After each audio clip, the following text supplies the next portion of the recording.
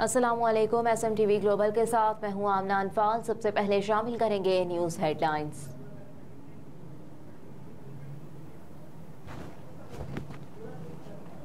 DI Khan में oil and gas company के camp पर दहशतगर्दों का हमला, 2 पुलिस एहलकार शहीद हो गए।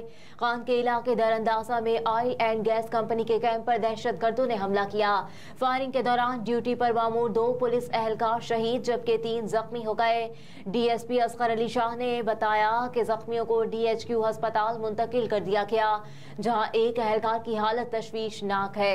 मजीद बताया कि हमला Ilhaj oil and gas private drilling company पर हुआ। दहशतगर्दों ने कंपनी कैंप पर तैनात पुलिस एहलकारों को निशाना बनाया। असगर अली शाह ने कहा कि मौके पर मजीद पुलिस नफरी पहुंच गई जबकि दहशतगर्दों की तलाश जारी है। हमले में ASI रहमत इलाही और खान आरिफ शहीद हुए।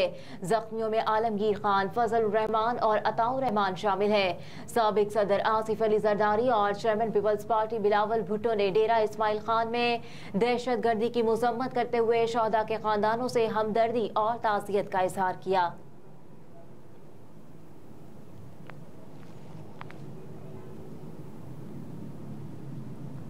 वादी तीरा में ऑपरेशन में शहीद होने वाले लेफ्टिनेंट कर्नल समेत 4 जवानों की नमाज जनाजा अदा कर दी गई। पाक फौज के शोबा ताल्लुकात आमा ISPR की जानिब से जारी बयान में कहा गया कि जिला खैबर के इलाके तीरा में दुश्मनों के खिलाफ ऑपरेशन में शहीद होने वाले लेफ्टिनेंट कर्नल मोहम्मद हसन हैदर समेत 4 सिक्योरिटी एहलकारों की नमाज जनाजा अदा कर दी गई। ISPR ने कहा कि शहीद होने वालों में इस्लामाबाद के 43 साल लेफ्टिनेंट कर्नल मोहम्मद हसन हैदर, लकी मरवत के 31 साल नाइक खुशदिल खान, 4 सद्दा के 27 साल नाइक रफी खान और मरी के 33 साल लांस नाइक अब्दुल कादिर शामिल हैं। पाक फौज के तर्जुमान ने बताया कि नमाज जनाजा में कोर कमांडर पेशावर समेत हासिल सर्विस असफरान और जवान, सिविल हुकाम और अवाम की बड़ी तादाद ने शिरकत की। शहदा को उनके आबाई इलाकों में पूरे फौजी एजाज के साथ सपुर्द खाक किया जाएगा।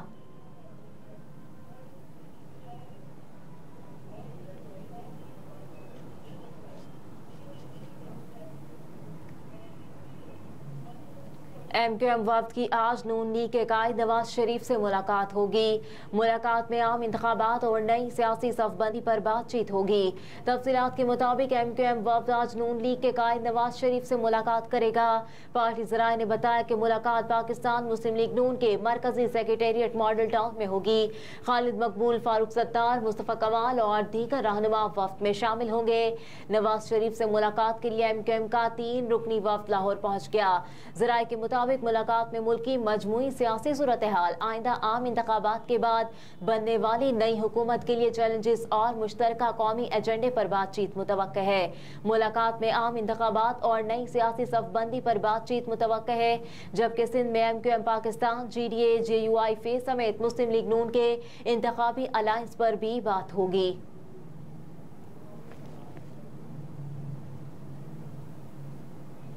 कोयटा में फैलने वाला खतरनाक वायरस शिद्दत इख्तियार कर गया। हेल्थ इमरजेंसी नाफिज कर दी गई। यंग डॉक्टर्स बलोचिस्तान के मुताबिक एक दिन में 3 केसेस रिपोर्ट हुए। इस वक्त तक मजमूई तौर पर महकमा सेहत के 17 एहलकारों समेत 40 अफराद में कांगो वायरस के टेस्ट पॉजिटिव आए। महकमा सेहत बलोचिस्तान ने हालात के पेश नजर हेल्थ इमरजेंसी नाफिज कर दी। सिविल अस्पताल के ICU, कार्डियोलॉजी समेत मुतादिद शोबे सील कर दिए गए, जबकि एहलकारों और शहरियों को एहतियात बरतने की हिदायत की गई है। सूबे में 2 हफ्ते के लिए निजी मस्बे खानों पर पाबंदी आयद कर दी गई। शहरी आबादी से दूर जानवर ज़िबा किए जा सकेंगे। निगरान वज़ीर आला बलोचिस्तान ने महकमा लाइव स्टॉक को मवेशी मंडियों में जरासीम कुश स्प्रे की भी हिदायत की है। कांगो में मुब्तला मजीद 3 मरीजों को कराची मुंतकिल कर दिया गया, जबकि बाकी मांदा मुतासरीन को फातिमा जिन्ना अस्पताल में तिब्बी इमदाद फराहम की जा रही है। कराची में बाप बेटी के कत्ल में मुलविस 3 मुल्जिमान को गिरफ्तार कर लिया। कराची में कोरंगी सनती एरिया तफ्तीशी पुलिस ने कार्रवाई करते हुए बाप बेटी के कत्ल में मुलविस 3 मुल्जिमान को गिरफ्तार किया। पुलिस ने बताया कि मुल्जिमान में तारिक, फारूक और सुहेब शामिल हैं। मुल्जिमान ने 24 सितंबर को कोरंगी सनती एरिया में डकैती मज़ाहमत पर बाप बेटी को कत्ल किया था। पुलिस ने कहा कि 3 मोटरसाइकिलों पर सवार 6 डाकू सर्विस रोड पर वारदात कर रहे थे। मुल्जिमान में से एक डाकू को मकतूल ताहिर ने पकड़ कर लिया था। मकतूल ताहिर के हाथों पकड़े गए एक मुलजिम के साथियों ने फायरिंग की। डाकुओं की फायरिंग से ताहिर जमान और 2 साला बेटी अनम जाँ बहक हो गई।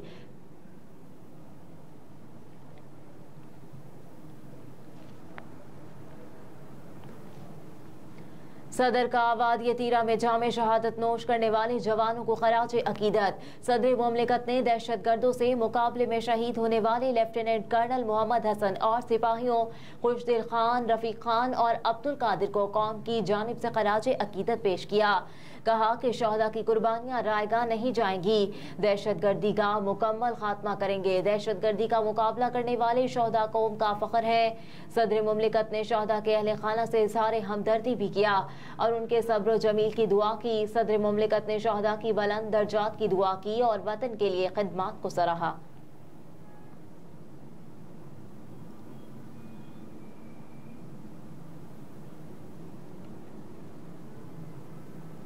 निगरान वज़ीर आला का खालिद भट्ट चौक अंडरपास का दौरा, काम की रफ्तार मजीद तेज करने की हिदायत।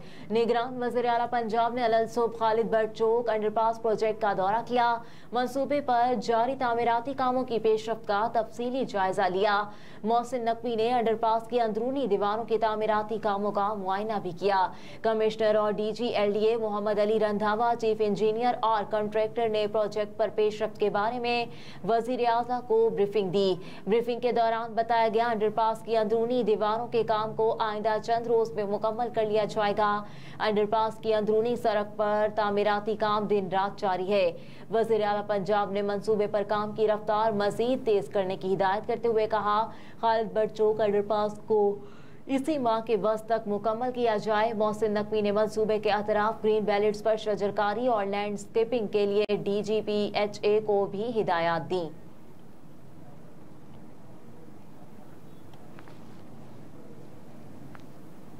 लाहौर आज दुनिया के आलूदा तरीन शहरों में दूसरे नंबर पर आ गया, जहां एयर क्वालिटी इंडेक्स की मजमूई शरह 313 रिकॉर्ड की गई। सूबाई दारुल हुकूमत लाहौर समेत पंजाब के मैदानी इलाकों में धुंध और स्मोक ने डेरे डाल दिए। शदीद धुंध के बायस मोटरवे M2 कोट मोमिन से फारूक आबाद तक और M4 पिंडी भटिया से फैसलाबाद तक बंद करना पड़ी। लाहौर में फजाई आलूदगी बरकरार है, ताहम फजाई आलूदगी की शरह में कमी के बाद एयर क्वालिटी इंडेक्स 400 से नीचे आ गया। शहर का मजमूई air quality index 313 AQI record किया गया। फजाई आलूदगी की शरह में कमी के बाद लाहौर आज दुनिया के आलूदा तरीन शहरों में दूसरे नंबर पर है। माहिरीन की जानिब से शहरियों को मास्क लगाने की हिदायत जारी कर दी गई।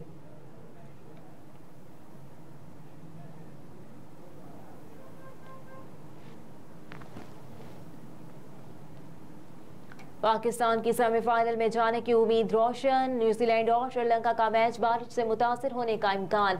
पाकिस्तान की न्यूजीलैंड को DLS मेथड के तहत 21 रन से शिकस्त के बाद सेमीफाइनल में रसाई की आखिरी उम्मीद अब भी बरकरार है। सेमीफाइनल में पहुंचने के लिए पाकिस्तान का इन्हिसार 9 नवंबर को न्यूजीलैंड और श्रीलंका के दरमियान होने वाले मैच पर होगा।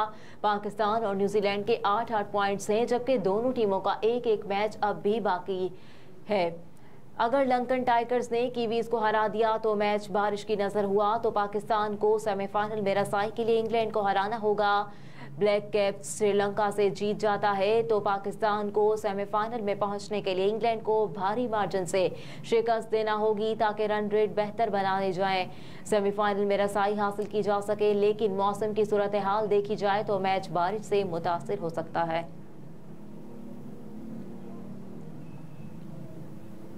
और हमास इसराइल तनाज़ा, फ्रांस ने गजा में मुकम्मल जंगबंदी का मुतालबा कर दिया।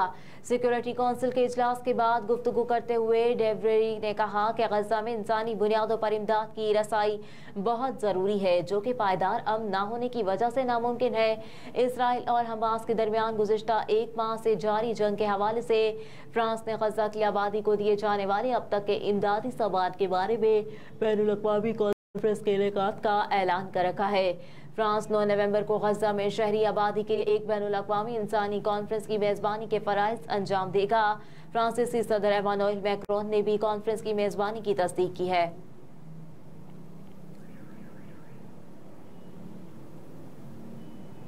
हेडलाइंस आपने मुलाहिजा की, इसके साथ ही न्यूज़ स्टूडियो से फिल वक्त इतना ही। आप देखते रहिए SMTV ग्लोबल।